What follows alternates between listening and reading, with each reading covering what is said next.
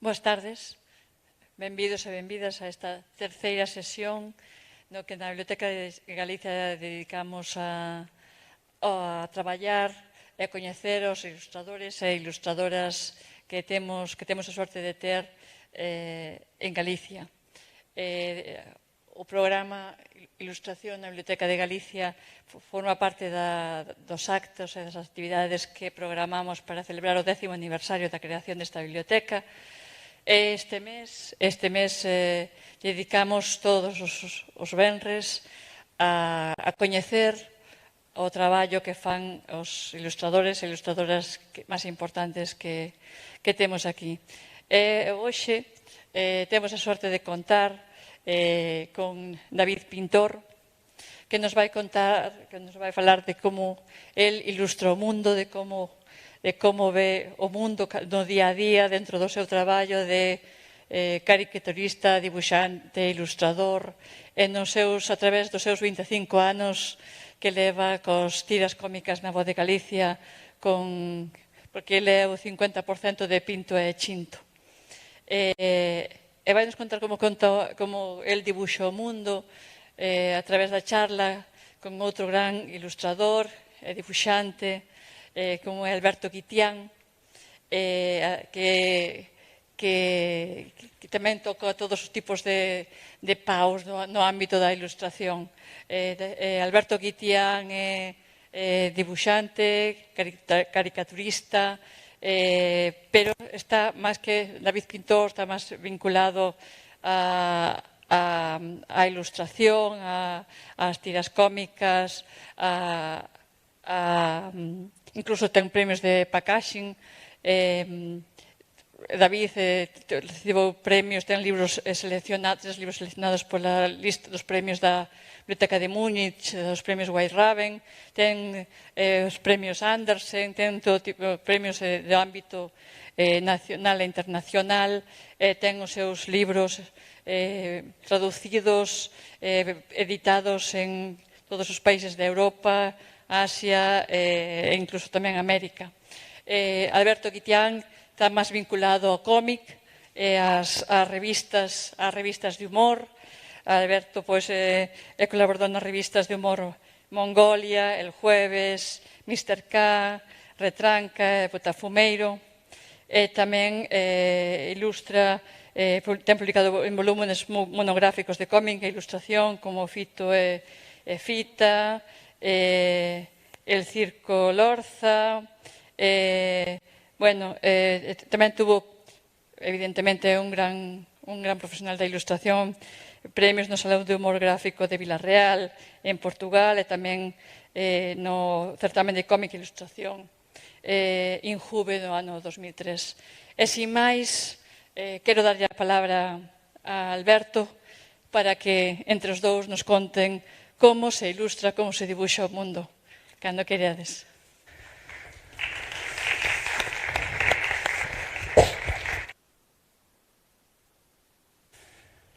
Bueno, boas tardes a todo o mundo. Imos plantexar esta charla un pouco como de xeito un pouco informal, non, David? Imos tocar un pouco ou percorrer un pouco aspectos do teu traballo, non? E así a da tua ollada, non? Como autor e como ilustrador.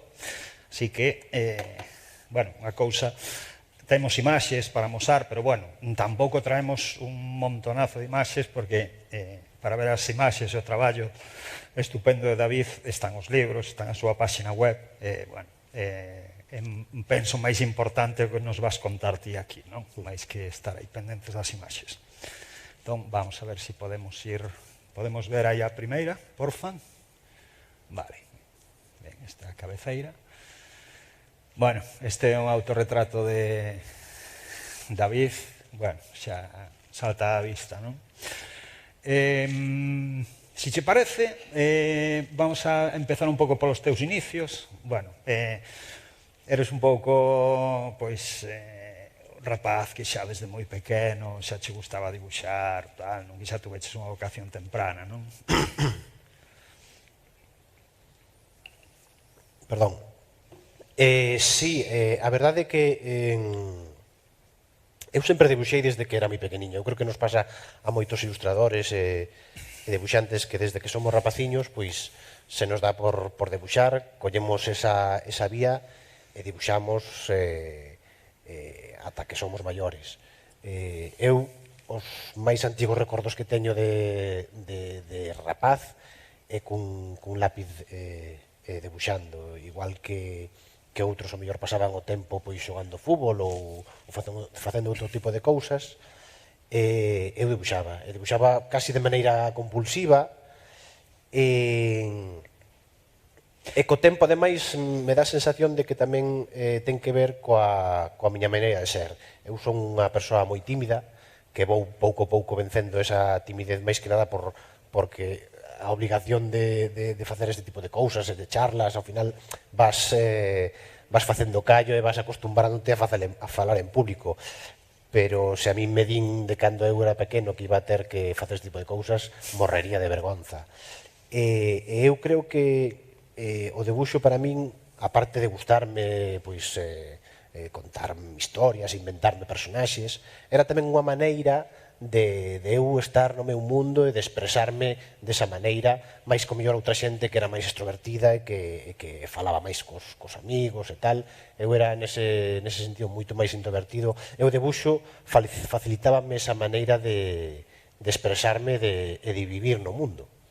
Sí, bueno, ás veces parece un topicazo cando se fala de ilustradores ou de dibuixantes, non? Cando decimos que xa nos gustaba moito dibuixar de pequenos, estar un pouco aí o noso aire, que éramos, non? Menos extrovertidos que outros rapaces, ou que nos gustaba estar sós, non? Estando aí a nosa bola. Pero bueno, no noso caso, os dous é así, non? Ainda que sexa un estereotipo, non? No meu caso é totalmente verdade. Eu desde pequeniño sempre debuxei facilitoume o feito de intentar ser menos introvertido e tímido do que eu era. Bueno, vamos a pegar un pasiño máis. A min, unha cousa que me chama a atención do teu traballo, e que me interesa, que me gusta moito, ten que ver co que ti estudiaches, non? Que foi arquitectura en Coruña, non? Aínda que non remataches a carreira. Non rematei. A ver, eu, seguindo co que dicíamos antes, seguía debuxando. Iba ao colexio, facía o típico tamén de que dos debuxantes que facíamos as caricaturas aos profesores, que facíamos as caricaturas aos compañeiros, e seguía ata que fui un adolescente, ata que chegou un momento en pois ao acabar COU tiñas que decidir que ibas facer da túa vida. Eu xamais pensei que isto podía ser unha profesión e que isto podía ser unha maneira de gañar a vida.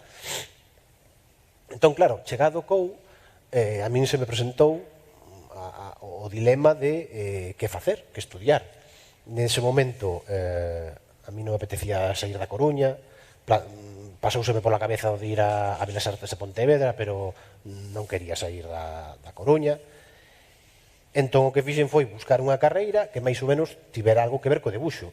E a única que realmente cumplía esas expectativas era a arquitectura.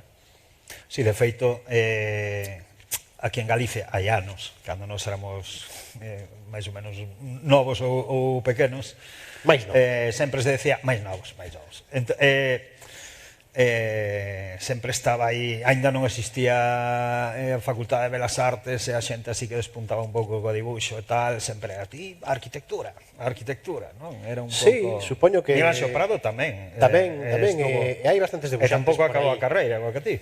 Sí, pero bueno, no meu caso, a verdade, eu empecé a carreira de arquitectura e encantámame.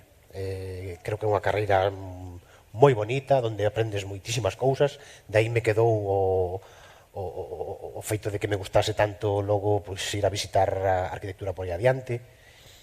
E a verdade é que o pasei moi ben, sobre todo os primeiros anos. Eu recordo no primeiro ano de carreira, había unha asignatura que eu non sei se agora se mantén, que se chamaba Análisis de Formas, e consistía... Sí, en Belas Artes era sistemas de representación, que Sí. era dibuixar fachadas, a efectivamente. parte práctica. No, bueno, máis que fachadas, non, era debuxo que dependendo do grupo era máis artístico ou menos, pero Sí.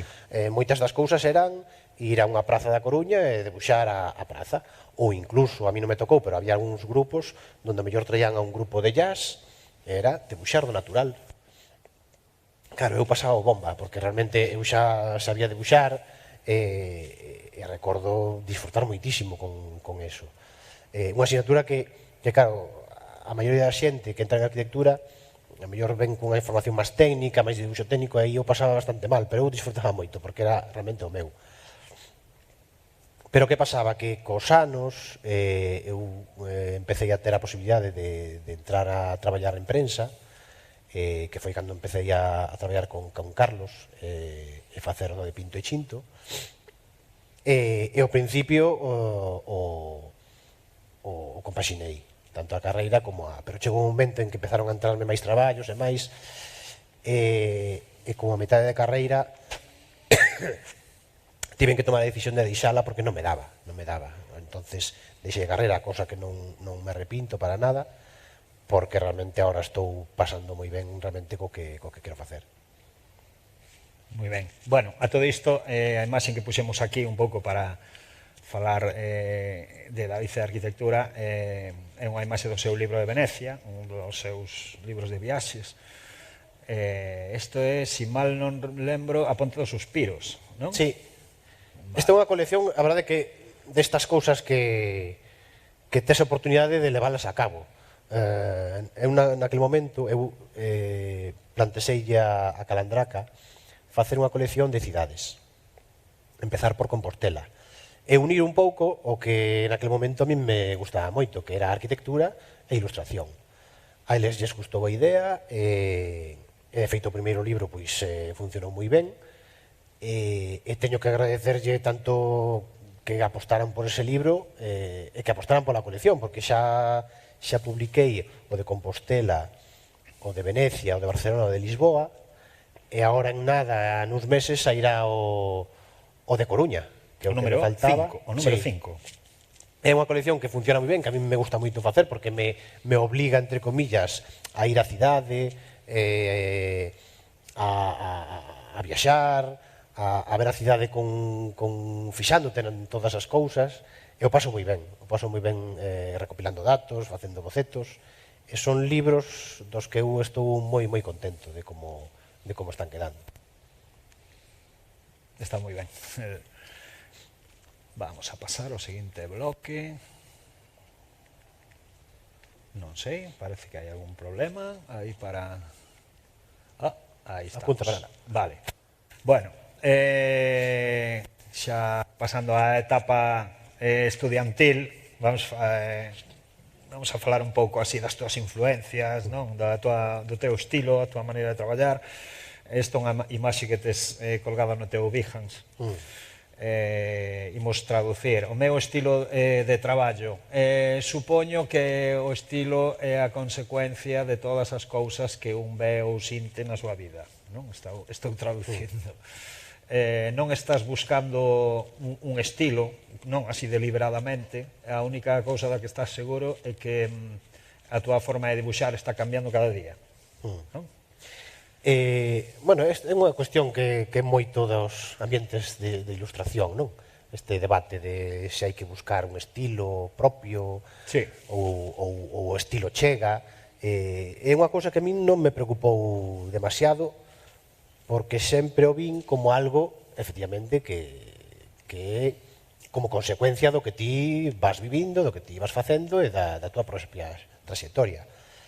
Eu unha vez nunha charla que deu Elena Odriozola aquí en Santiago, falaba dun libro que estaba facendo ela e que lle estaba dedicando como 2 anos de traballo, levaba 2 anos traballando nese libro. Eu lle preguntei e dixen como era capaz de, durante tanto tempo, manter o mesmo estilo. Hai varios tipos de ilustradores. Hai ilustradores que realmente apostan por un estilo, o encontran, teñen éxito e van a cañón con ese estilo ata as últimas consecuencias. E logo outra xente que, como a min, como que nos deixamos un pouco levar polas influencias, porque vas vendo, por exposicións que ves. Eu recoñezo que estou moi influenciado pola pintura, donde eu realmente aprendín a debuxar e a pintar fixándome nos grandes pintores. En Chagall, en Picasso, é onde realmente eu collo inspiración e como creo que é a maneira de ver como eles resolven as cousas.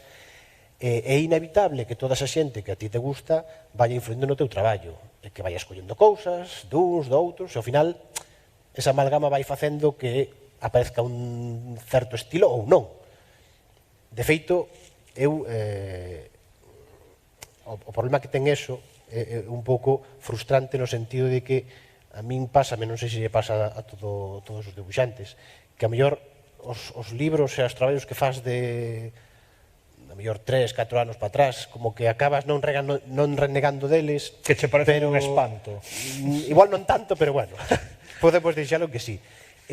Por un lado diste, joder, que putada. Que a veces dis, a ver, que se o que estou facendo non vale para nada, pero por outro lado di, bueno, eso significa que tamén vas un pouco a pouco mellorando o teu traballo. Entonces eu o tomo dunha maneira totalmente relaxada, no sentido, pois tomo este camiño, a veces ver unha exposición, como por exemplo unha exposición que vira nun momento dado en Madrid, no Thyssen de Chagall, que quedei saindo ali unha mezcla de desexando coller as pinturas e poñerme a pintar, e unha mezcla de frustración de decir, pero a ver, despois do que fixo este tío non merece a pena facer nada máis, xa está feito todo, xa está feito, insuperable. Para que vou andar eu gastando tempo en facer os dibuxiños? Si, Chagall se nota que deixou pegada. Si, Picasso, Matisse, o sea, realmente a min, eu comparo moito a profesión de ilustrador coa profesión de mago, porque a min me sigue pasando, non sei se te pasa a ti tamén, de que me encanta ver os meus compañeros debuxar. Ver alguén cun lápiz nun folio, nun papel, empezar a debuxar que de repente aparezcan aí cousas, a min me sigue parecendo o máis parecido a maxia. E de feito, non deixamos de ter os nosos trucos para que unha cousa que está en 2 dimensións parezca que teña profundidade. Eso non deixan de ser trucos. E para min o máis impresionante mago da historia é Matisse. O sea, eu moitas veces que fago unha charla así de debuxo, que falo da xente que me influíron, poño algúns debuxiños destos, os máis sencilliños de Matisse, de unhas palomas que eu teño aí ou unha cara, e como era capaz de cunhas 4 ou 5 rayas facer aí unha pomba ou unha cara ou un personaxe. Eso realmente é maxia. Eso é o que realmente a min me chega cando vexo a grandes pintores e tamén ilustradores. Si, está moi ben isto que comentas de Matisse, porque no teu estilo de dibuixo un rasgo moi marcado é a soltura, non? Sí. Mira, en algunha ocasión, falando un pouco destes temas de cousas de dibuixantes, unha vez lembro que dixeras que a bocetar de cobardes. Non, é unha cousa que eu fago que algunha vez en algunha charla expliquei, pero que é unha cousa totalmente antiortodoxa. Por eso non valgo para dar clases de debuxo, porque o meu sistema non é un sistema demasiado enseñable aos rapaces, porque non é o que se debería facer. Non é un método. Non é un método porque, a ver, é que eu cheguei un momento en que a mí me daba moita pereza en tintar. Me aburría moito. Porque, bueno, vou facer unha pequena explicación. Basicamente, os abrimos debuxos, paréntese sí, aquí. basicamente os debuxos, o que se suele facer é primeiro pois faz as liñas principales do debuxo cun lápiz, logo vas definindo un croquis, logo vas definindo, máis ou menos cando tes todo encaixado, pois xa coa plumilla, o rotulador, o que sexa, vas perfilando a liña definitiva. E logo de aí pois escaneas ou lle das color ao ordenador ou lle das color directamente. Eu, no meu traballo da voz no humor gráfico, aí teño que entintar, pero porque é un traballo máis ten que ser máis preciso. É dicir, no humor gráfico a expresión ten que ser exactamente esa, e a posición do personaxe ten que ser esa, porque senón non funciona o gag. Neste tipo de debuxos non fai falta esa precisión. Co cal, eu cheguei un momento en que conseguín, despois de practicar moito, que os debuxos saíran xa a primeira. O sea, non utilizar o lápiz, eliminar a fase lápiz e directamente dibuixar directamente a tinta. Eso, a ver, non sei moi ben como explícalo, pero é como unha especie de búsqueda da concentración do placer de debuxar. É dicir, de todo o que é o proceso de debuxo, quedarme co que realmente a min me causa placer e que disfruto moito. É como desprenderte dos pasos que realmente non te interesan. Non o recomendo, porque é unha cousa que ao principio saeche mal, porque claro, sigue pasando. O mellor empezas e tens que rachar e empezar outra vez. Pero a min me resulta moi gratificante debuxar desa maneira, porque realmente, non sei, queda extraño mellor dicilo, pero é como que a veces estou debuxando e a veces estou vendo como eu debuxo. Entonces, claro, a min me resulta moi satisfactorio. De feito, haberá debuxantes que o pasen mellor, o sea, que o pasen igual de ben que eu debuxando, pero máis non creo. O sea, que estás nese proceso no que, digamos, realmente o estás pasando ben. Sí, estás disfrutando, claro, estás como sumerxido no dibuixo, pero ao mesmo tempo tamén estás sendo un pouco espectador. E disfrutando estás dicindo, está quedando guai. Ou non, pero bueno, pero estás aí, non? Pero cando queda ben o disfrutas moito. Claro. E coa das influencias, deixeme contar unha cousa porque sempre me sorprendeu moito. Non sei se a mellor a xente que está na sala máis ou menos é da nosa idade, é posible que se acorde. Te acordarás de José Ramón Sánchez. José Ramón Sánchez era un debuxante do... Era un programa que había nos 80, algún igual vos sona. Se chama Quiosco, pode ser. No, Sábado. Sí. Bueno, era unha sección que había nun programa, que había un José Ramón Sánchez, que é un tipo con bigote así moi a lo Íñigo daquela época.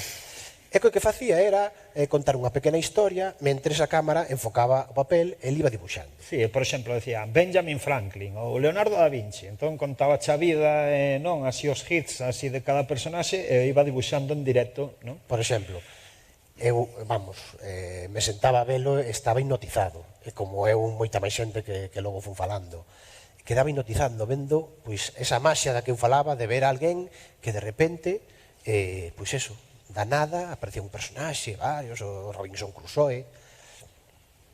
Eu xamais tive na casa un libro de José Ramón Sánchez. Sin embargo, fixo moitos cartéis na época cartéis do PSOE eran moi coñecidos, a primeira campaña do PSOE na época do referéndum, da Constitución, a transición e todo eso. Sí, que fíxate, os carteles electorales do PSOE debuxados por ilustradores, eso hoxe en día parece como... pero ben bonitos que eran. E a cuestión é que xa non unha, nin dúas, nin tres persoas que me dixeron recórdasme a José Ramón Sánchez e tal. E fíxate, eu nunca tive un libro del. E toda a influencia que eu puida ter é de cando eu era rapaz, que teníamos 10, 9 anos, podíamos ter daquela. Igual menos, Pero claro, eso quedou tan grabado na nosa mente que logo eso sale, pois non se sabe moi ben cando nen como, pero sale. Por eso te digo que eso de búsqueda do estilo, pois tampouco hai que me obsesiono, senón que son cousas que a ti se gustan e van conformando a tua maneira de ver o... Sí, que se van cociñando un pouco, Claro. sin que este todo E baixo o aparte teu que me control, parece máis divertido nese sentido que saber que dentro de 10 anos vou debuxar de maneira diferente a de agora, tampouco buscando, pero deixándote levar un pouco polo que vas vendo e polo que vas experimentando. Hai un tema últimamente, a ver o que opinas desto, vamos a acompañalo desta imaxe. Isto é unha ilustración que fixeches para a tenda do Museo Thyssen, non? Bueno, nos dá un pouco de pé para falar do tema da ilustración, si crees que ten nos últimos anos ou nas últimas décadas está acabando maior recoñecemento como arte, non? máis recoñecemento cultural. Hai, por exemplo, bastantes propostas de exposicións, mismo que en Compostela, non? Está o MIC, que a última edición chamose Cromática, que fan, digamos, amosa un pouco a ilustración, digamos, pero xa casi achegada, xa cerca do que sería arte contemporánea, non? Digamos, hai ilustración, hai formatos, por exemplo, proxeccións, instalacións, non? Digamos que fala un pouco da validez, non? Da ilustración prácticamente como arte contemporánea, non? Non sei como ves ti todo isto. Bueno, dixéchelo ben, dixéche que estamos cerca, pero ainda non chegamos. Que estamos cerca de ser considerados dentro deses ámbitos, pero me dá a sensación de que nunca damos chegado. A ver... Bueno, igual é que tampouco é necesario. Digo, bueno, eu creo que sí. Eu creo que sí. A ver, non vamos a poñernos aquí a discutir, a debatir sobre o que é arte, o que non é arte, porque é un tema moi complicado que habría que facer 10 mesas redondas. Para mí, eu non teño ninguna dúbida que unha ilustración pode ser arte ou non. Digo, de maneira que un cadro pode ser arte ou non, ou unha instalación pode ser arte ou non. Pero para min é unha forma de arte. Pero tampouco me interesa demasiado o debate de ser arte porque sí. Vale, sí, somos arte e cal, e que? A min o que me interesa desa parte é de chegar os lugares donde tradicionalmente está ese arte contemporáneo. É dicir, eu me poño a pensar no CEGAC de Santiago ou no Marco de Vigo ou no Museo de Belas Artes da Coruña, e son espacios que se autodenominan de arte contemporánea, pero que en realidade son centros onde están unhas cantas formas de arte contemporánea.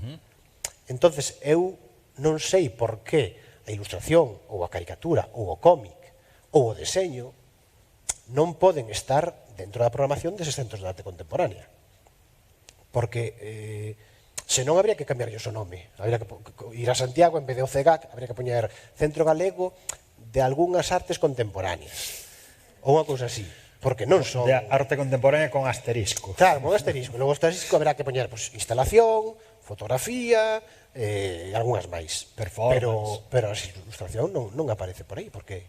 O sea, eu vexo ilustradores e dibuixantes de cómics que fan facendo cousas realmente vanguardistas a un nivel do mesmo que cousas que se ven aí nos centros de arte. Entonces, eu creo que como neste caso ademais son centros públicos, eu creo que deberíamos estar aí. O que pasa é que é moi complicado porque o debuxo, saber debuxar, non está considerado xa como é como unha cousa que é prescindible. Entón, pintar é igual o mesmo. Entonces, é difícil entrar aí, pero eu creo que tiñamos que entrar, por que non? De igual maneira que tiñamos que entrar nas facultades de Belas Artes. Sí, igual é un problema de etiquetas, non? Ou de contextos, non de calidade, o sea, da validez. Para mí, desde logo que non. Seguramente, eu teño falado algunha vez ou escoitado algúns debates onde pois hai un argumento moi manido onde se di que a ilustración non é arte porque é un traballo de encargo. Entón, como que é alguén que che encarga algo, eso xa non é arte. Bueno, Velázquez traballaba de encargas tamén. O 99% dos pintores. Toulouse-Lautrec facía cartéis para os locais.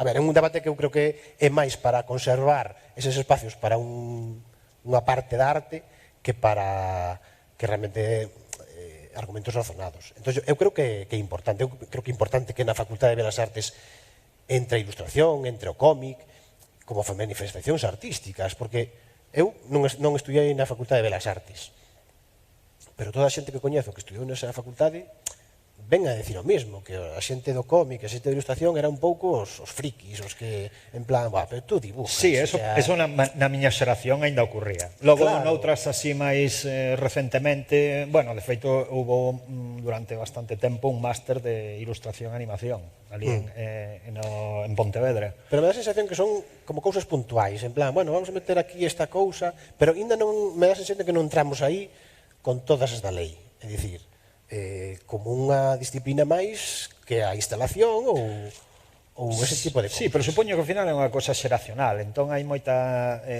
os creadores novos, eu penso que agora xa non diferencian entre high, o sea, belas artes, entendes, entre alto e baixo, agora é toda unha mistura, non? Xa, pero o sea, a cultura, todo o mundo temos referencias da cultura popular, non, ou das belas artes e tal, e cada un máis ou menos facemos o noso, temos o noso.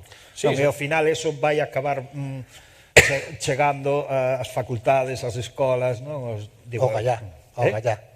Amén. Teñes razón, pero ti crees factible agora mesmo que no CEGAC, por exemplo, haxa unha exposición de cómic ou de ilustración? Eu non o vexo nada claro. Por que non? Porque non, estaría, vamos, daría un nivel diso, pero me dá a sensación de que hai unha barreira que non se ve demasiado, pero hai. Entonces, eu creo que debería ser aí un cabalo de batalla que había que facer. Bueno, deixamos aí esa cuestión aí o aire en cliffhanger, aí continuará. Outro aspecto do teu traballo moi interesante bueno, xa non interesante, que vamos, parte esencial xa falamos deso antes, non? O de a viaxe. Eres vamos, gustache moito viaxar, xa pateaches bastante mundo, xa vimos, comentamos o tema da colección de Calandraca, non? De cadernos de fálanos un pouco máis un pouco do que é o título da charla, non? De debuxar o mundo, o sea, que relación, non? Como artellas ti, non, esta a cousa de viaxar, debuxar, non? Rexistrar o que ves, non? Pois, a ver, o primeiro que eu diría é algo que creo que é un sorprendente, que é, eu cando viaxo é como que non estou de servicio. É dicir, eu escoitei a moitos ilustradores decir que non son capaces de ir por aí cun caderno e debuxando todo. Cando viaxo para facer un libro en concreto, é dicir, se eu vou 10 días a Venecia para facer un libro, entón sí, que xa vas coa libreta e vas facendo cousas. Pero cando viaxo aí, por aí polo mundo para ver sitios, por lo menos 2-3 semanas ao ano, desconecto. E mira que o que falábamos antes, de que a mí me encanta debuxar, pero tamén necesito, por lo menos un tempo ao ano, desconectar. E realmente deixarme levar polo que vexo, que logo podo utilizar ou non, pero nada de ir por aí debuxando tampouco. Prefiro descansar para volver coas pilas cargadas, entonces sí que poñerme a debuxar. Mira, hai unha anécdota dun libro que a mí me encargaran en unha editorial portuguesa, que falaba sobre unha tribu, había aí un príncipe nesa tribu, bueno, era unha historia así como de monstruos e tal. Pero era unha historia moi complicada porque non estaba situada nin no tempo, nin nun lugar concreto. Era unha cosa así como moi no aire. E non daba encontrado a maneira de meterlle ao texto, era moi vago todo. Entonces intentei, non houve maneira, deixei no caixón e fume de vacacións a África. Unha viaxe moi chula, onde, bueno, ves animais, a min que me encanta máis a natureza, ver por aí as paisaxes. Esta era unha viaxe destas que organizan por Kenia e tal, e vas nun jeep, e ves animais, e ves, bueno, por a parte da sabana, todos os paisaxes alucinantes que hai por ali. E visitamos os tribus de Masáis, destas que van cos traxes con cadradiños roxos, azuis. E a verdade que foi unha viaxe espectacular. A volta, xa fun argallando na viaxe, pero a volta, dixe, encendeuse a bombilla e dixen, ostras, vou a utilizar todo o que vi nesta viaxe, as paisaxes, as luces, os personaxes, e vou a utilizalas no libro. E así fixen. Ao final, un libro que estaba indefinido e non se segue moi ben, transformouse nunha historia que pasaba nun país africano e nunha tribu de Masais, coas cabañas e tal, e o utilicei para facer ese libro. Entonces, nunca sabes moi ben por onde vai sair, pero non era unha cousa premeditada. Foi que nese momento eu estaba atascado cun libro e esa vexe deume solución.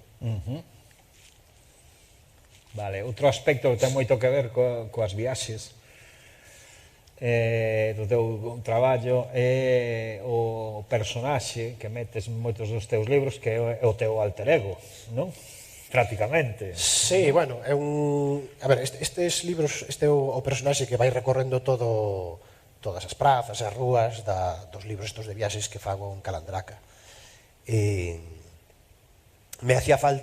Facíame falta un elemento que hilase un pouco todo o libro, que non fora simplemente pois un sitio, outro sitio. Un personaxe que faga un pouco como de fío conductor. Que ao mesmo tempo se poidera medio contar unha historia dun personaxe que vai visitando e vai dibuixando a cidade e tal. Entón, que collín este que, bueno, podo ser eu, pero pode ser unha cousa así máis vaga. Pero convertiuse nun personaxe e, de feito, a idea... O sea, calquera parecido contigo é pura coincidencia. Bueno, naquele momento non sei se tiña barba, pero igual non. Pero, bueno, é un personaxe que vai en bicicleta, a mí me gusta moito ir en bicicleta e pareceme además unha maneira bonita de visitar as cidades, ir en bicicleta. Pero isto foi, ademais, unha destas cousas no subconsciente. Foi unha idea que medio tomei duns libros que igual coñeces, de Matsushita Anno, un debuxante xaponés que ten tamén libros de viaxes e que tamén ten un personaxiño que vai a cabalo e que vai recorrendo tamén algúns dos paraxes, que ademais un ilustrador boísimo que ademais morreu recentemente. Hai pouco, non? Sí. Morreu recentemente. E un pouco a idea tamén a saquei de aí, a de crear o meu personaxe que en vez de ir a cabalo, pois que fora en bicicleta, pero que fora recorrendo tamén todas as cidades. Bueno, neste bloque vamos a ver un pouco o teu traballo como ilustrador de libro infantil e xuvenil, un pouco dos clasicazos, non? Isto é a cuberto do Quixote, tamén fixeches a túa adaptación do Barón Munchausen. Esta é unha ilustración da Alicia, non? De Lewis Carroll. Algún destes clásicos así da literatura e tal costouche particularmente resolvelo, deuche así guerra, algún que fora máis fácil ou máis gustoso de facer? A ver, eu supoño que... Como te enfrentas un pouco con un clasicazo destes, non? Home, a verdade é que está moi ben. Eu non son un ilustrador moi vanguardista. Eu recoñezo que os meus referentes son bastante clásicos e non son un ilustrador como hai moitos por aí que tenden a ser máis modernos e máis eso, pois, de outra maneira. Entón, eu supoño que esa tamén será a razón de que me encargan mellor clásicos da literatura. E hai un que fixen, que máis foi dos primeiros, que sí que me deu, como diría eu, como moito respeto antes de poñerme con el, que foi con El Principito. Entonces, claro, a ver... Claro, porque encima o Principito ten a dificultade de que o propio autor xa o ilustrara. Claro, e que ademais non hai máis referencias que esas. E que a xente o ten moi na cabeza os dibuxos do Principiño. Alicia ou o Quixote ou todos estes clásicos tes máis referencias, ou moita xente que o ilustrou, pero o Principiño non. Entón, claro, meterlle man a unha cousa que ten todo o mundo a cabeza, como faz? Rompes completamente, faz unha cousa totalmente diferente ou ou colles eso e lle das unha volta e fas unha medio versión. Entón eu recoñezo que aí sí que dixen, que fago aquí? Si te rimas moito, mal. Claro. Si te apartas moito, igual mal tamén, non? Entón Claro, estás aí... por un lado é moi apetecible porque é un clásico que todo o mundo coñece, pero por outro lado dis, claro, a xente vai chocarlle moito outro tipo de ilustración. Entonces aí sí que recordo ter unha sensación aí de vértigo antes de poñerme con esa ilustración. Gotilla. Sí. Bueno, logo tamén dentro sin deixar o mundo dos grandes clásicos, non, así da literatura infantil ou juvenil, logo hai outra liña de traballo moi chula que é, digamos, un pouco máis irreverente, non, cos clásicos. Por exemplo, este libro que fixeches con Carlos, non, con Pinto, sí, que é o Estrafalario... a estrambótica Illa de Trasauro. Aí está. Entón, que, bueno, que digamos que colledes o tema clásico dos piratas, pero que o levades un pouco así, non?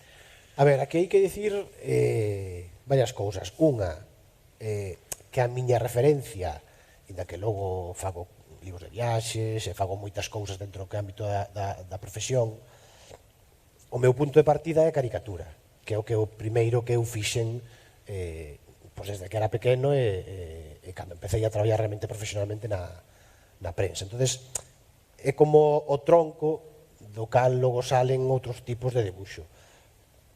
Para este libro funme máis ese tipo de dibuxo máis caricaturesco, máis exagerado. Sí. Pero logo hai que dicir tamén outra cousa. Xa levo aí uns anos de carreira e cada vez valoro máis o tipo de editor que che dá liberdade. É que confía en ti e di confío en ti e fai o que queiras. Eso a min non é fácil de atopar, no, ese tipo de editor, pero se agradece moito, porque o editor ou o cliente, que tamén, bueno, a min casi o de cliente non me soa moito, pero o editor que confía en ti e que che deixa facer e que che deixa mellor equivocarte e que che deixa evolucionar, é unha maravilla. É unha maravilla porque ao final os teus libros non deixan de ser unha serie de pasos dunha carreira que supónse que vai ser longa.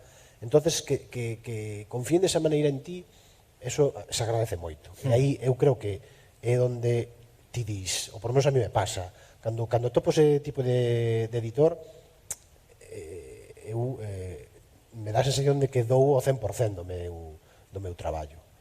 Non sei se por agradecer esa confianza ou por realmente crear en liberdade, que é o que realmente todos os creadores un pouco buscamos.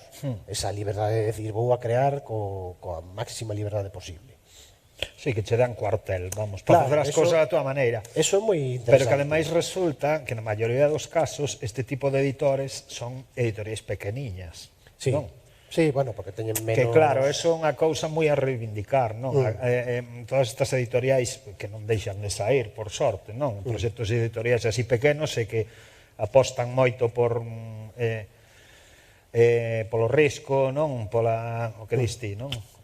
Darlle un pouco cancha aos ilustradores, non? Os creadores, bueno, digamos, xente que o fai, que ten moita implicación, non? Así co mundo do libro e da ilustración e da creación, non? Está moi ben. Mira, eu empecé, eu teño unha colaboración cunha revista que se chama Leer, sí, que todos os meses fago a un personaxe, a sección chamase Entrevistas Falsas, que as escribe Víctor Márquez Riego, que o que fai é facer entrevistas a xente xa falecida e entrevistas imaginarias, que está moi ben, a verdade. É unha colaboración que eu empecé a facer, pois igual hai 10 anos. E recordo que cando empezaba, tiña moitas dúbidas de atopar o tono, ver realmente que o que sería mellor para a revista, de como encaixala na páxina e tal. E confiaron moito en min.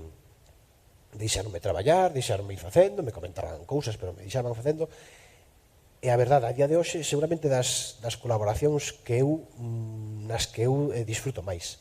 porque cheguei a un nivel donde disfruto moitísimo, donde cheguei a realmente resolver dunha maneira que eles pois lles gusta moito o resultado, eu quedo encantado tamén con el, pero eso xurde por unha confianza no creador que non é cuestión dun día, nin de dous, nin dun mes, unha confianza que co tempo vai dando os seus frutos. Sí, é unha afinidade aí, non?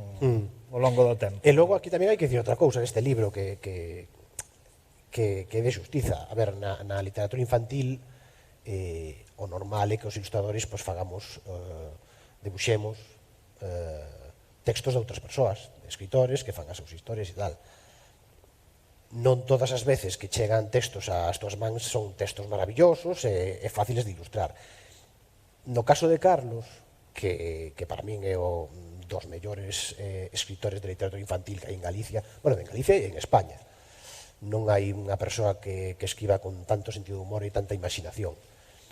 Claro, isto é unha bendición para un ilustrador. Cando un ilustrador atopa uns textos donde hai tantas posibilidades de ilustrar, o sea, bueno, un texto de Carlos de un par de párrafos, eu podría sacar de aí 4 ilustracións. As 4 ilustracións serían moi agradecidas. Entonces, claro, eso é realmente o ideal. Igual que decíamos que o ideal é buscar un editor que confíe en ti, o ideal tamén é encontrar un texto que realmente sexa tan motivador como bueno, este fai Carlos. Claro, no caso de Carlos, non, que xa levades traballando como tándem artístico, bueno, matrimonio, non? Mais ou menos. Pois son 25 anos, non? Traballando así como máis de 25. Empezamos no ano 93. Como Pinto e Chinto, non? Como Pinto e Chinto levamos, pois eso, 28, creo. Entón, claro, el un pouco xa saberá, non, como sí, pero como funcionas ti, no non? contrario que na viñeta, son dos campos diferentes, é dicir, na viñeta sí que hai un traballo máis colaborativo, no sentido de que os dous estamos en riba tanto da idea como do debuxo. Aí estás un pouco máis atado a que os dous demos o visto bo o produto final. Na literatura cousa diferente, el escribe o que lle peta, eu debuxo o que me dá gana. Sí, bueno, tamén os tempos son diferentes, non? Porque a viñeta do humor é toda a carreira, non? A actualidade e tal. Tamén, pero a verdad que é un luxo. Ter uns textos así de divertidos e de motivadores é un luxo. Bueno, isto é outra ilustración así dos estrambóticos piratas, que, bueno, si é certo que ten un toque así un pouco máis gamberro, igual no dibuixo, non máis esperpéntico, non? Que os outros traballos máis... Bueno, eu son un defensor dese gamberrismo, entre comillas, na literatura infantil, cousa que se está perdendo, a verdade, ou polo menos que hai tendencias que intentan que eso non sexa así. Sí, porque tanta cousa blandiña, blanquiña, xa non sei, A ver, ti seguro que sabes anécdotas, eu sei un montón de anécdotas de cousas que diste, o sea, mira, unha das últimas, eu tiña que facer un debuxo de como era? De un neno moi travieso que o que poñía era unha monda de plátano nunha escaleira. Entonces, como era moi travieso, para que alguén pasase pola escaleira, resbalase e tal, e se caíse. Entonces, eu na ilustración poñía o neno travieso aí escondido atrás dunha escaleira, e na escaleira se vía outro rapaz que estaba baixando e xa no aire, disposto xa a pegarse un catacrazo. Pois tiven que discutir co editor, porque medio me decía... cambios. Ao final conseguín que fora así, porque me decían, claro, que eso non deixa de ser, vaise facer dano, é unha cousa de agresiva, tal. Claro, tiveña que explicar que Chaplin, tive que irme a Chaplin, aos gags de Chaplin de caerse e tal, para decirlle que eso era humor e que tiña que... Ao final pasou. Pero anécdotas destas de cousas que ven os editores e que teñen, non sei se medo ou tal, por estas tendencias de a ser super correcto.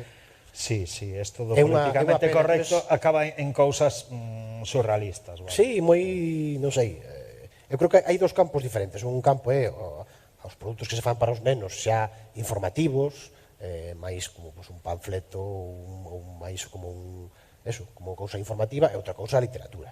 En literatura eu creo que ten que haber cousas unha maior liberdade, ten que haber máis humor, máis picardía e outro tipo de cousas. Sí, un pouco de jamberrada tamén. Claro, eu creo que sí. Bueno, falando de jamberradas, bueno, esta rapaza, este terremoto, resulta que eres pai desde fai, bueno, tes unha 4 nena, 4 anos ten, non? Bueno, contanos un pouco así este proxecto que xurdiu do dicionario. Vamos ver algunha imaxe máis aquí na Xogando co Foguete. Isto, Que, por certo, parece de Tintín o foguete. Vale? Sí, non parece. Non fixen non fixen exactamente, porque creo que había lido en algún momento como que os heredeiros de Tintín eran moi... Os de Molinsar, sí, que están aí. Creo que están moi enriba das cousas e dixen eu, por se acaso vou quitarlle os cuadriños. Quitaches os cadradiños, non? Claro, porque parece ser que están moi o loro. Sí, dixen eu, por se acaso non vai a ser que me veñan aquí cunha demanda, pero sí, está inspirado, lóxicamente. Bueno, o fío do que falábamos antes. Isto é a vida de David, non? Desde que é pai. A vida de pai. Pouco día a día. Pero isto fía moito co que dicíamos antes da búsqueda dun estilo e o que dicía Eude, que eso como que son circunstancias que van moldeándote a ti. En este caso, eu cando naceu Nara, cando empezou a dicir as súas primeiras palabras, eu empecé a apuntalas. Pois papá, mamá, ao principio as básicas, coche, tal. E fun, cada vez que iba escoitándolle unha nova, iba apuntando, ata que empecé a ter como 150 ou así. Pero iba apuntala simplemente por curiosidade, porque lera en algún sitio que, non sei como era, se os nenos aos 3 anos xa manexaban, ou aos 2 anos, non me acordo cando era, que xa manexaban unha lista de non sei cantas palabras. De vocabulario, entonces dixen, vou ir apuntando a ver. E cando xa tiña toda a lista, deume en pensar en facer algo con esa lista, a ver se se podía facer algo. E ocurrímoseme facer un diccionario para nenos moi pequenos, claro, que non saben ler, pero que ao mesmo tempo fora unha especie de diario máis personal de anécdotas que eu pasaba coa miña filla, pois desde que te tire da barba ata que non te deixe dormir, etc. Entón, fixen ese libro que tivo dúas cousas importantes. Unha, que empecé a darme conta que me apetecía empezar a facer as miñas propias historias, porque claro, cando tes un neno, sobre todo cando xa empeza a ter 2, 3 anos, pois xa empeza a gustarlle eso de contarlle historias, que antes de ir para a cama sempre quere un conto e tal. Entonces me apetecía empezar a facer eu as miñas propias historias. E de feito, pois a verdade é que foi super inspirador ter a Nara, porque empezáronse-me a ocurrir un montón de ideas para facer libros, e de feito, agora a finais de ano sairá un par de libros que fixen xa eu solo o pequeno texto, que bueno, é un texto pequeno, un álbum ilustrado, e outro que é tamén un libro infantil sen palabras, que vai se chamar La gran aventura de Nara. Si, podemos ver unha imaxe, non? Creo que temos aí unha imaxe. Isto é un avance de un libro que está a piques de... Este é un libro que fixen, ademais este libro o fixen no confinamiento, que foi unha época, no meu caso, moi productiva. Entón, foi moi inspirador porque deume un montón de ideas para... inspirador de facer libros para ela, e contar historias, empezou a motivarme moito. E logo tamén, igual non se nota moito, seguramente se xa moi sutil, pero sí que no dicionario de Nara sí que tamén me pedía facer outro tipo de debuxo mellor máis libre, máis rápido, máis infantil, entre comillas. Co cal, pois o que dicíamos antes, o nacemento dunha filla tamén pode ser máis inmediato. Máis inmediato, porque aí o que queres é que vexa rapidamente pois unha bicicleta, unha nena tirando as barbas do seu pai e tal. Entonces, sí que foi como un chute de adrenalina en todos os sentidos, pero artístico tamén. Bueno, logo, ademais esta cosa, supoño de que tengo engadido que son libros cos que non só se identifican os nenos, sino tamén os pais. Tamén se ven reflexados nas situacións, non, que ti describes aí. E ademais, polo menos no outro, no que vimos agora, non, o do dicionario, que son cousas máis cotidianas, non? supoño que nun futuro, cando xa saiba ler e tal, a mellor fago outro tipo de libros, pero ahora, por exemplo, me interesa moito, pero por propia experiencia, porque eu este libro, por exemplo, é un libro sin palabras, pero no que é moi necesario a complicidade do pai ou da nai que conte o libro, porque non ten palabras, é só imaxes. Entonces ti aí, eu xa comprobei, funciona moito o feito de que ti poñas os diálogos, ti poñas os ruidos, ti poñas un pouco, complementes a historia. A historia é moi clara, realmente é moi fácil. O deixas aberto da interpretación que lle dé a cada lector, pero o sea, cada quen, necesario, non? claro. A cada pai ou nai ou rapaz ou rapaza, claro. Sí, pero evidentemente un libro que vai poder ver os rapaces, porque enténdese ben a historia, pero me interesaba moito que o libro fose como un instrumento que os pais pudieran utilizalo no seu beneficio, no sentido de que cuéntale tu historia. Eu poño os dibuixos. Ahora ti con isto contalle a historia. Un apoio. Sí, un apoio, un instrumento. Entonces me parece que pode funcionar moi ben nese sentido. Cando os nenos ainda non saben ler, pois que funcione como apoio. Entonces neses estou facendo, teño na cabeza moitas ideas que espero que nos próximos anos poidan ir saindo. O sea, que é un camiño que pode ser aí fructífero, non? Sí, xa te digo. Esta nova etapa túa como autor completo, non? A min me interesa moito, porque máis, a ver, o feito é o que dicíamos antes, ter a liberdade, ter a posibilidade de ti conformar o libro inteiro, porque ti pensas os textos, ti pensas a estrutura, pensas todo, entonces claro, a mí me interesa moito e me causa moito placer abordar o libro claro, idear e global. concebir o libro na súa Claro. totalidade é un traballo moi realmente, moi molón, moi chulo sempre. Claro, realmente nos próximos anos a mi intención é esa, é intentar pois sacar tempo para polo menos un libro ao ano facelo eu na súa totalidade. Ben, vamos a ver como estamos de tempo. Bueno, temos que aí un par de bloques. Bueno, imos falar un pouco agora o tema do mercado. Dentro dun anaco, se queredes, podedes facerlle preguntas a David ou tamén a xente que está vendo a charla por streaming a través da canle de YouTube. Bueno, aquí estamos, temos algunhas cubertas de libros que publicaches en países diversos, non? En linguas diversas e alfabetos diversos. Esta é a versión de Principiño que falábamos antes, a portada. Sí. Porque foi para Corea, foi para unha editorial coreana. Sí, vamos a ir para atrás, é unha edición que fixeches para Portugal. Este é un libro escrito por David Machado, un alfabeto dun rapaz que fai travesuras. Este foi un álbum ilustrado que fixen para Italia.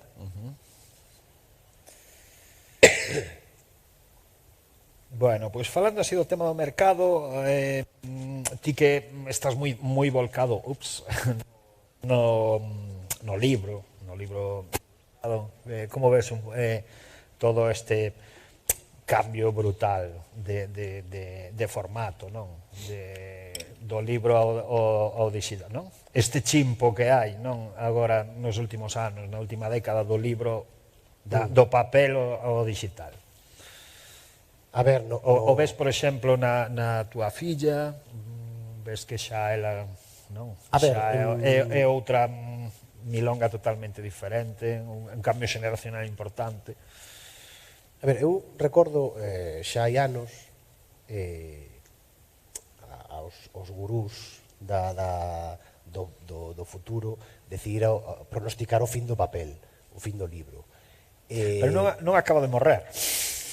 É máis, non perdeu demasiada forza. Eu creo que hai un certo tipo de libro que aínda ten moita vida no papel. Hai outro libro que non, que é máis fácil collelo no iPad ou no móvil. Pero eu creo que ainda hai moito mercado para o tema do papel. Sí que hai sectores que sufriron moito máis eso, por exemplo, o tema da prensa, eso foi un cambio bastante máis brutal e que seguramente aí sí que veremos o fin. Pero no tema do libro infantil, por exemplo, ou no libro ilustrado, eu vexo que ainda ten corda para rato. É evidente que a miña filla xa é un cambio xeracional brutal, que se notará seguramente máis dentro duns anos, pero eu sigo contándolle contos en papel antes de dormir. Eu sigo collendo antes de dormir, que libro queres? Escollemos un libro e leemos en papel, ela está aí comigo e seguimos facendo eso, co cal me dá a impresión de que ela, que seguramente no futuro pois un tanto por cento moi elevado vai ser xa digital, ela seguramente o periódico xa lerá en digital, pero haberá unha parte que ainda teña, ela está ainda consumindo papel e durante uns anos vai consumir papel, entón me dá a sensación de que vai quedar aí ainda un mercado no futuro para o papel importante. Vale, e logo, falando de outras cousas máis alá do teu traballo na ilustración no libro infantil e juvenil, por exemplo, non, tamén tes feito xa algún pinito en temas máis de publi, como que vimos agora do Thyssen, tamén tocaches algo tema do packaging. Hai algún sector, algún pao da ilustración que non tocaches aínda que te apeteza? Por exemplo, animación. Animación xa fixen algo que ainda non se pode falar moito, pero algo toquei. Moi ben. Pero, a ver, nós temos unha sorte, eu creo que temos unha profesión que, bueno, que como todas as profesións desde principios deste século está indo a unha precarización, pero como toda a sociedade que vai precarizándose. Pero é unha profesión que ten moita saída e moi polivalente. Sí. O sea, me dá a sensación de que hai moitas saídas posibles. Pues todo o que dixeches tú, hai para animación, para videoxogos, para xogos de mesa, para publicidade, para deseño, para packaging, merchandising. Hai moita saída. É unha cousa que sempre me atraía desta profesión, a posibilidade de facer cousas diferentes. Tiven a sorte de, ter feito xa moitas cousas así diferentes que ademais aprendes moito facéndoas, porque por exemplo, unha cousa que me encantaría facer sería algo de cerámica. Non sei se biches, supoño que todos coñecedes a Javier Mariscal, últimamente está poñendo no seu Instagram vídeos facendo cerámica. Hai unha corriente importante agora de cerámica en ilustración, desde fai uns anos. Sergio Moca tamén ten pezas de cerámica. Bueno, xa as cousas que facía Picasso ali no sur de Francia eran cousas maravillosas, pero eu nestes vídeos, a verdade que os vin non hai moito, e me deu a sensación de que o estaba pasando tan ben, porque colla as pezas, lle dan as pezas en bruto, e el cunha especie de cousas así metálicas vai rascando e vai facendo debuxos, logo eso se barniza, ou, se barniza non, se cócese, supoño. Se esmalta. Ou se esmalta, non teño nin idea, pero me dá a sensación que para os ilustradores eso ten que ser un campo moi atractivo. Moi atractivo o tema de deseñar cousas para cerámica. O sea, hai moitos campos, a verdade.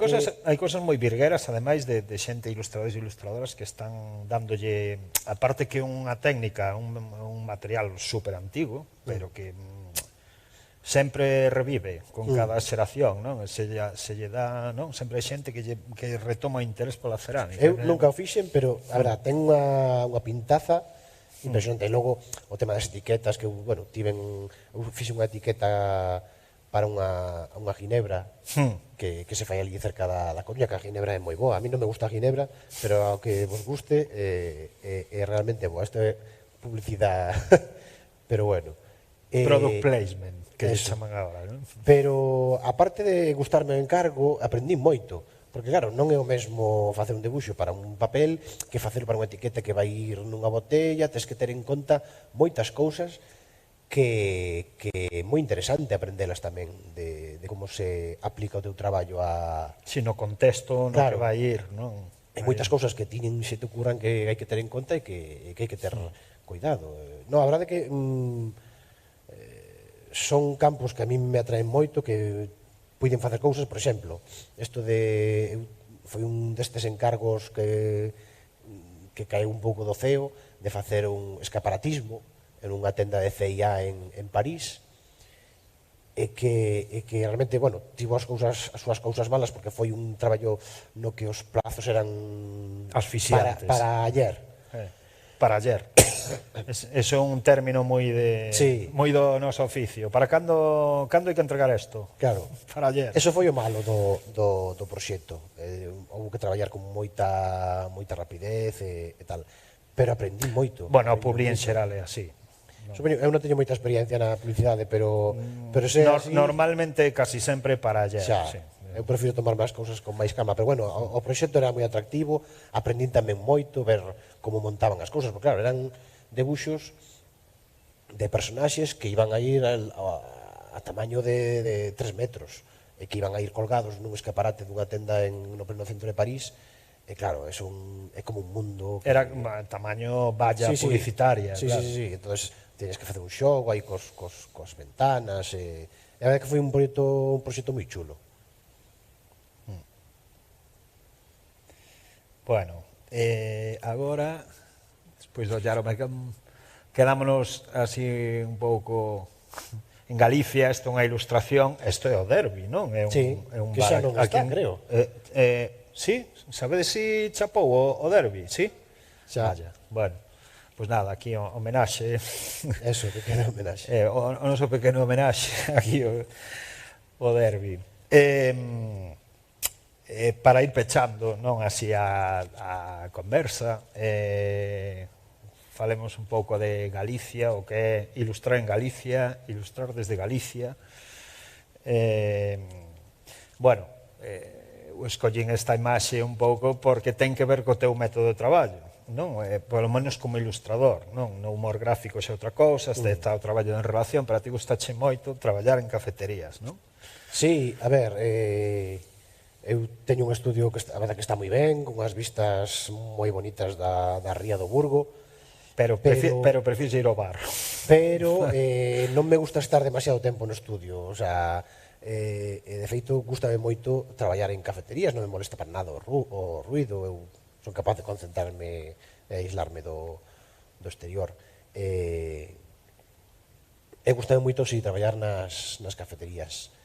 E, bueno, decías un pouco de a ilustración en Galicia, de como... Sí, un pouco, por exemplo, pois o tema do teletraballo, agora que internet nos dá a posibilidade de producir, non? Ou de, non? De traballar para todo o mundo. Aquí hai unha cousa que, por exemplo, para nós é moi interesante, non? Como galegos, que internet de algún xeito é para nós como unha revancha para os que vivimos en provincias, non? Ou na periferia, porque antes de internet, pois hasta os anos 80, 90, pois para comerte algo, non, no mundo da ilustración ou da música ou da arte ou o que sexa, tiñas que ir, non, a grande cidade, a metrópolis, a Madrid, a Londres, a Nova York, tal, e agora pois podes facer as túas cousas desde a túa aldea, non? E iso é fantástico, non? O sea, é unha gran ventaxa, sobre todo para os que vivimos na periferia, non? Home, é unha grande ventaxa do noso oficio, porque os que estamos así, bueno, no mundo editorial, a diferencia dos escritores que para mover o seu traballo por outros países, outras linguas diferentes, o teñen máis complicado, porque se teñen que depender de axentes ou traductores, ou, bueno, é máis complicado, non é moi inmediato. Esta barreira lingüística, non? Por exemplo, para os escritores, non? A xente que traballa coa palabra. É máis complicado. Temos un linguaxe máis universal, non? Efectivamente. A ver, a min cambiou o meu chip moito no 2007, creo, que foi cando me seleccionaron por primeira vez para Bolonia. Bolonia hai unha feira do libro infantil que se celebra todos os anos, que é a feira máis importante do mundo. Entón, eles fan unha exposición, eles fan unha convocatoria a todos os ilustradores do mundo para que manden debuxos. Eles fan unha pequena selección que logo expoñen ali na feira e que logo vai no catálogo, un catálogo que logo pois circula por todas as editoriais de medio mundo e que é moi importante. E a mí me seleccionaran, presenteime no 2007 e me seleccionaran que empecé a cambiar o chei a cambiar o chip de decir, a ver, claro, isto é relativamente fácil, tampouco vamos a decir que tirado, pero é relativamente fácil que cun mail un editor xaponés vexa o teu traballo, lle guste e che encargue un libro. É moi inmediato, porque o teu traballo está aí, vese a primeira. Entonces, esa selección en Bolonia a min supúxeme moito, tanto a cambiar de chip como que me empezaran a coñecer editores por aí polo mundo.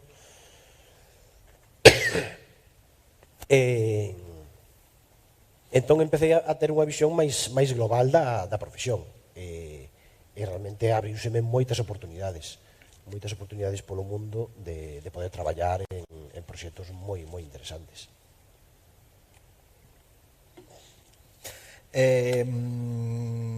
Atopas algunha diferencia, digamos, entre as editoriales galegas ou editoriales de fora, coas que traballaches? A ver, eu creo que a maneira de ver o negocio ou de funcionar, ou como se trata os autores e os ilustradores. Eu voto un pouco de menos un maior respeto e consideración para os ilustradores aquí en Galicia. Me dá a sensación de que o noso traballo ainda non é valorado realmente como debiera. Unha cousa é o que se di nunha charla ou nunha entrevista no xornal e logo é a cruda realidade. E a cruda realidade vese pois, nos contratos ou nas ofertas de traballo ou no tipo de proxectos que se fan moitas veces. Aí é onde se demostra realmente si ti valoras o traballo de ilustrador ou non. Desgraciadamente, por unha banda, a min dame pena que hai moitos ilustradores que teñamos que andar traballando fora e que aquí tampouco teñamos así moitas oportunidades. Eu, ata o 2007, aquí en Galicia prácticamente non fixen nada e coñezo de máis casos que realmente están triunfando polo mundo adiante e que aquí como que non se lle fai moito caso. Entón, me dá a sensación de que debería que de parte do sector editorial facer unha aposta realmente decidida polo talento e facer unha aposta polos bons ilustradores. E ademais un talento fácil de exportar. Sí, o sea, claro, é unha concepción de negocio... Pola natureza visual, digo, do noso traballo, non? É unha concepción de negocio que creo que debería mudar, porque moito se fala de que o libro en galego non ten un mercado moi amplo e que é difícil e tal, pero me dá a sensación de que se realmente se apostase máis por facer os mellores libros posibles, e os mellores libros posibles son unha maneira de facelos, que é cos mellores ilustradores e cos mellores escritores. Que realmente se houbera unha aposta forte, eu creo que se gañaría cuota de mercado, porque hai xente que está vendendo moitísimo por aí diante e que aquí non se traducen as súas cousas ou non se lle encarga prácticamente nada. Entonces, claro, unha cousa extraña que non acabo moi ben de entender, pero que sería necesario que realmente houbera unha aposta. Pode ser unha cousa anecdótica, pero seguir vendo a día de hoxe libros de editoriais galegas onde non se pon o autor na portada, dá un pouco de pena. O sea, eso é o que decir, unha cousa é querer e outra cousa é demostralo. Entonces, como se demostra o amor por a ilustración é con feitos, respetando, pois eso, as condicións de traballo, contratos dignos e todas esas cousas. E facer que realmente Galicia fose un ámbito atractivo para a creatividade, para os ilustradores incluso de fora, que viñan aquí a facer proxectos o suficientemente interesantes como para logo poder exportalos a iniciativas de todos coñecida de xente que está facendo un produto moi bo aquí e que logo exporta fora. E iso non deixa de ser rendemento económico e cultural que ven a Galicia. Claro. Eu creo que debería de apostarse un pouco máis por ese sentido. Bueno, pois dito isto, chegamos á última imaxe, esta fantástica versión de Abbey Road dos Beatles, pasada por auga. Nada, temos aquí un anaco para que comentedes a David. Eu non quería despedirme sen, dar as gracias a Guitián por vir aquí.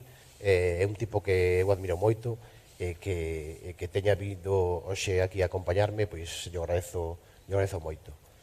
E logo agradecerlle tamén a Biblioteca de Galicia, porque o que acabamos de dicir, unha cousa é querer alguén e outra cousa é demostralo. Eu creo que é moi importante que nos estemos aquí, non por nós, senón que a ilustración sexa protagonista dun evento como pode ser este, dos 10 anos da Biblioteca de Galicia. Eu sei que a Biblioteca de Galicia xa fixo un ciclo con poetas, con escritores, pois, a ver, que se dedique 4 charlas á ilustración, que sexamos protagonistas de igual maneira que son os poetas, os escritores, eu creo que ten moito valor. E hai que agradecerlo á Biblioteca de Galicia por facelo posible, porque ademais estamos nunha biblioteca e non sei que porcentaxe dos todos os libros que hai aí fora, non sei que porcentaxe de ese valor ten os libros que hai ilustrados, as portadas, todo o material gráfico que compoñen esa mega biblioteca e que ten a súa importancia. Co cal, eu agradezo á Biblioteca de Galicia que teña consideración de que a ilustración este aquí presente ao mesmo nivel que outras partes do sector editorial. Así que gracias, Cristina, e a toda a xente da biblioteca. E logo...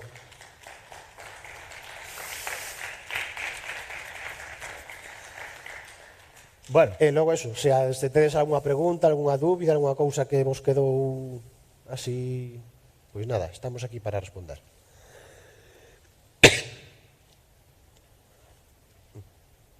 Hai ali unha persoa?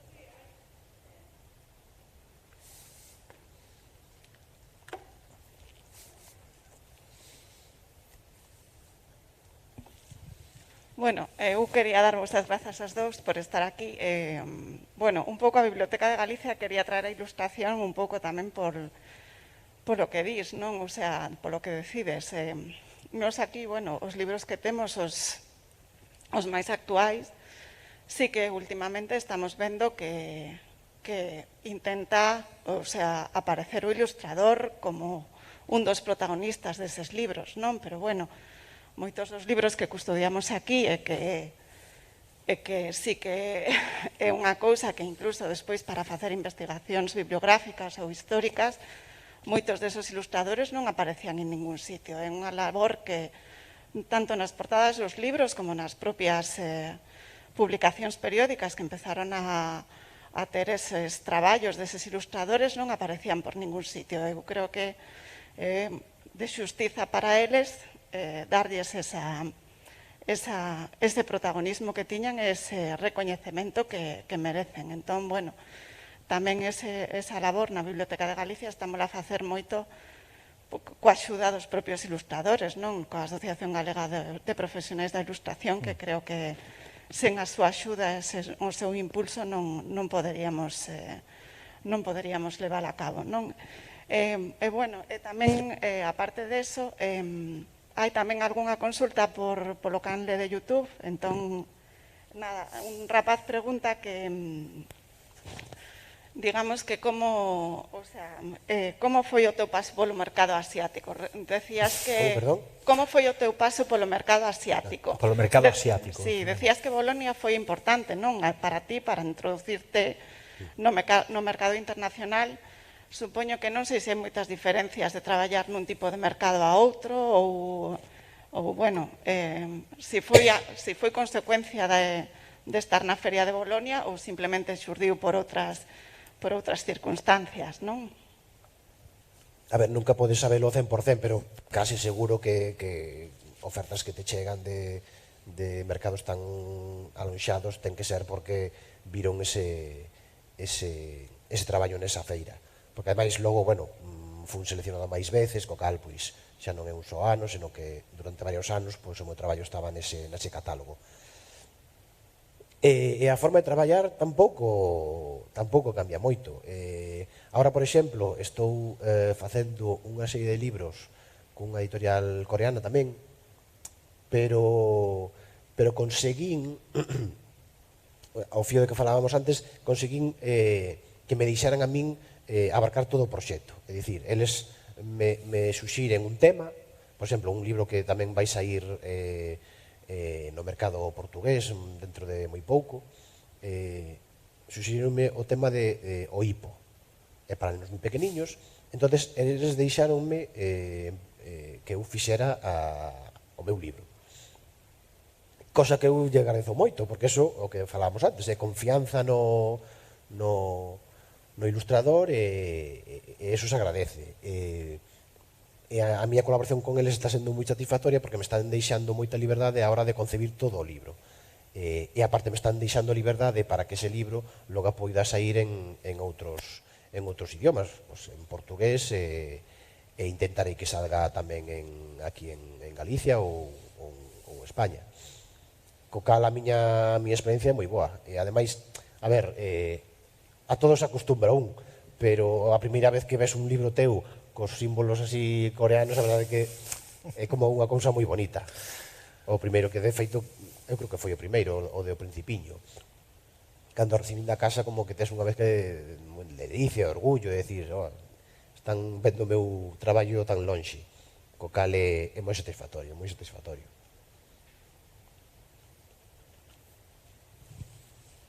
Outra pregunta por aquí.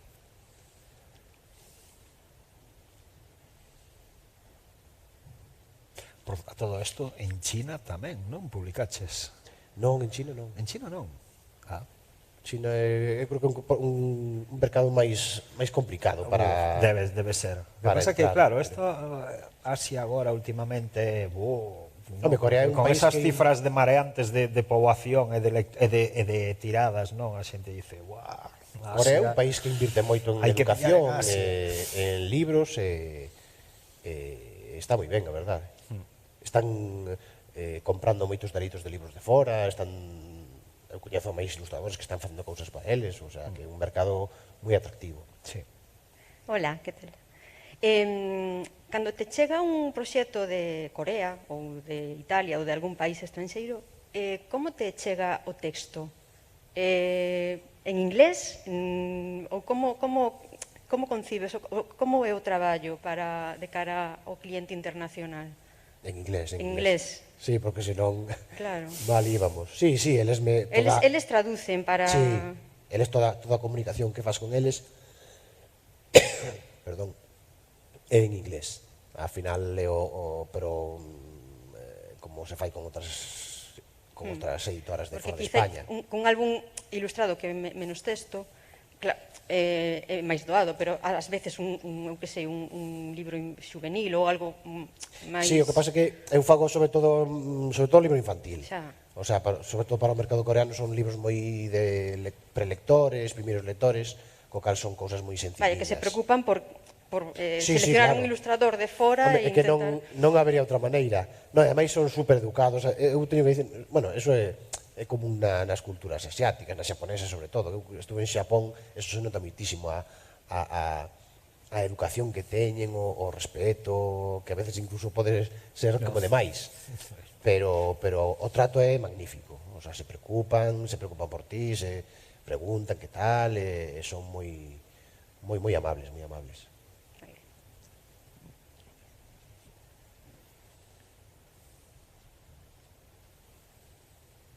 Algúnha pregunta máis?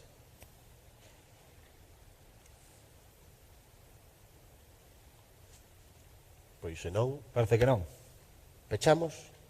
Veña, moitas gracias a todos e vémonos noutra. Graciñas por vir. Graciñas.